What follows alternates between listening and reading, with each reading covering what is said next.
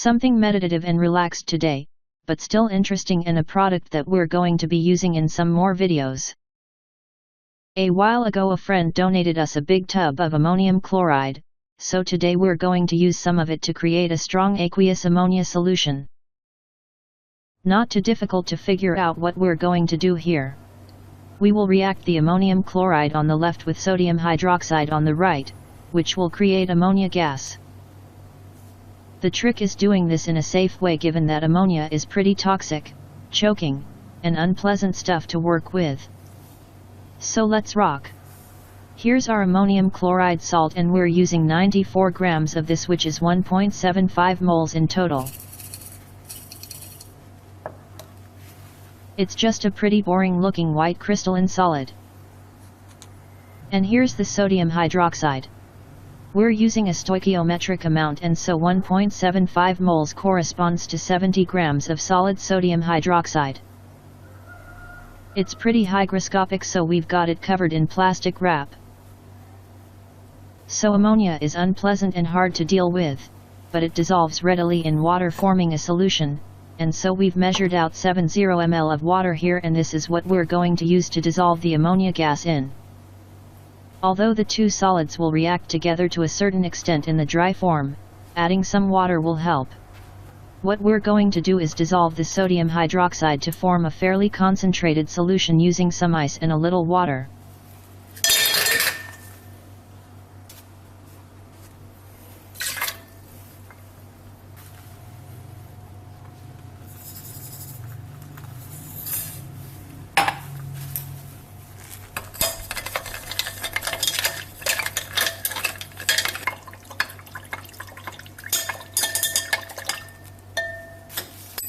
Stir quickly because you don't want the sodium hydroxide clumping together into a big lump. Okay, so we've got a nice concentrated solution here which should react pretty vigorously and readily with our ammonium chloride. Okay, that's the lineup of the key reagents. Let's get set up for the reaction and go through the equipment. We've rigged up a way to add the sodium hydroxide solution to the ammonium chloride slowly, and leading the ammonia gas produced into the water in the measuring cylinder. We'll go through in reverse. Here's our water in the cylinder so we can see what the volume is as the reaction progresses. We've got a long glass tube leading into the water. This is connected to a hose, which goes back to an arm of a gas generation flask. You'd better believe we're using plenty of silicone grease for the joints for this reaction. We've got the 500 ml 2-neck flask set up on a hot plate. And on top of this we've got an addition funnel for the sodium hydroxide.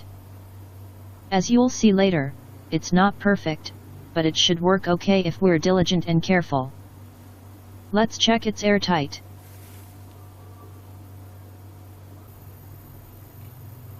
Perfect. So we're ready to cook. Step 1, we'll load up the flask with the ammonium chloride. Step 2, load up the sodium hydroxide solution into the addition funnel.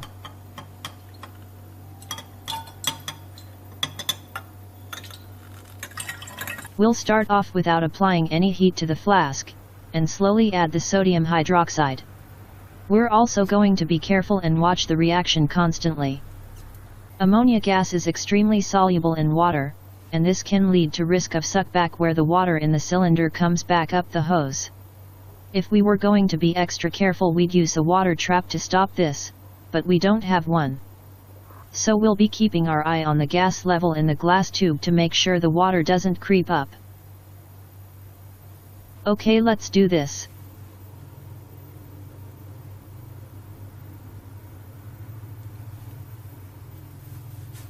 We're getting bubbles, firstly of air being displaced from the flask. Watch what happens to these as we proceed.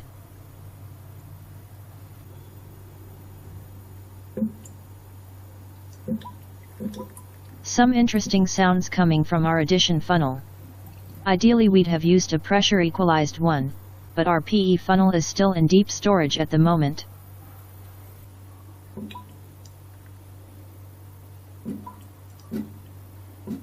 Still lots of air being displaced. The reaction is pretty smooth, no foaming or out of control gas evolution. See the size of those bubbles getting smaller?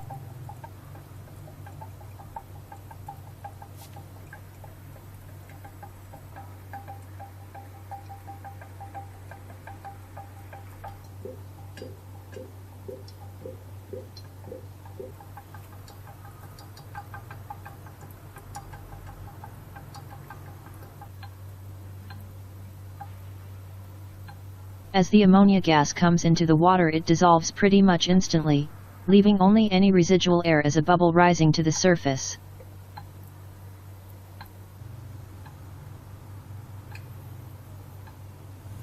We're going to make sure all the rest of the sodium hydroxide solution is added now, and we'll start heating the flask.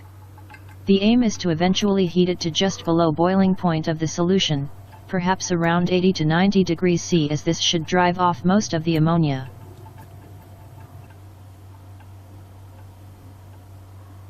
There's something kind of meditative about sitting here watching a nice reaction and the gas slowly bubble into the water.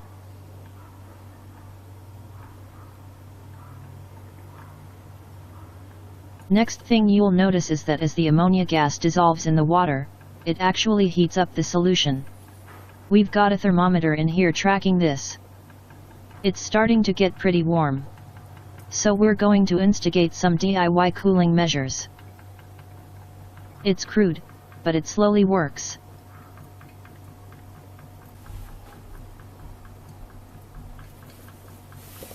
This is starting to heat up and the gas generation is still pretty steady. Here we are about an hour and a half in. Remember how we started with 70 ml of water?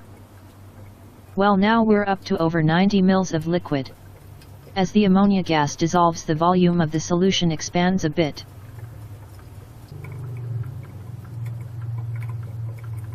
You can see the bubbles of ammonia dissolving into the solution.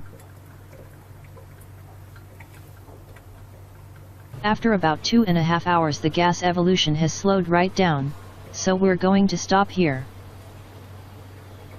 Once you remove the heat, be super careful with the liquid level in the tube. It's going to sneak up and back into the flask, unless you stop it. We released the addition funnel tap, so the flask is now open to the atmosphere. We can tell that the cylinder contents smell very strongly of ammonia, but apart from that we've had no issues with gas leaks or any strong unpleasant ammonia aroma.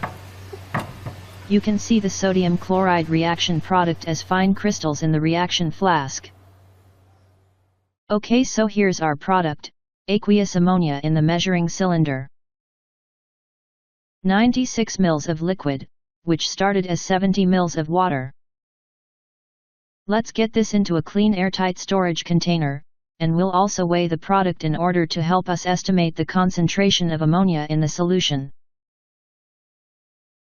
86.4 grams, giving us a density of 0.9 grams per ml. There are a few ways to calculate or look up the concentration. Doing this by mass of ammonia gives us approximately 20% concentration. Doing this based on the solution density gives us approximately 23% concentration. To know, we'll have to titrate it using acid and a suitable indicator, which we don't have at the moment. Maybe we'll come back to this in a future video. But this gives us a useful indication, and we'll be using the solution qualitatively, so that's good enough for the moment for our purposes. Okay, let's have a bit of fun with the product before we wrap this up. Okay, looky, we've got an open bottle of hydrochloric acid here. The vapors of each chemical generate ammonium chloride as a white mist in the air. Always fun to watch. Now let's try a reaction. Here's a dilute solution of copper sulfate in water. Let's add a few drops of the ammonia solution.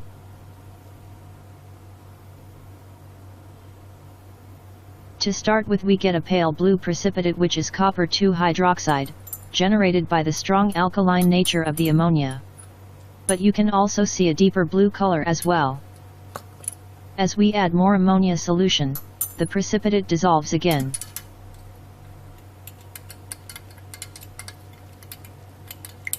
A beautiful deep blue color, caused by the formation of a copper-ammonia complex which is formed. Ammonia is pretty good at complexing transition metals, and this can use a useful and interesting property. Okay, that's a wrap for this video.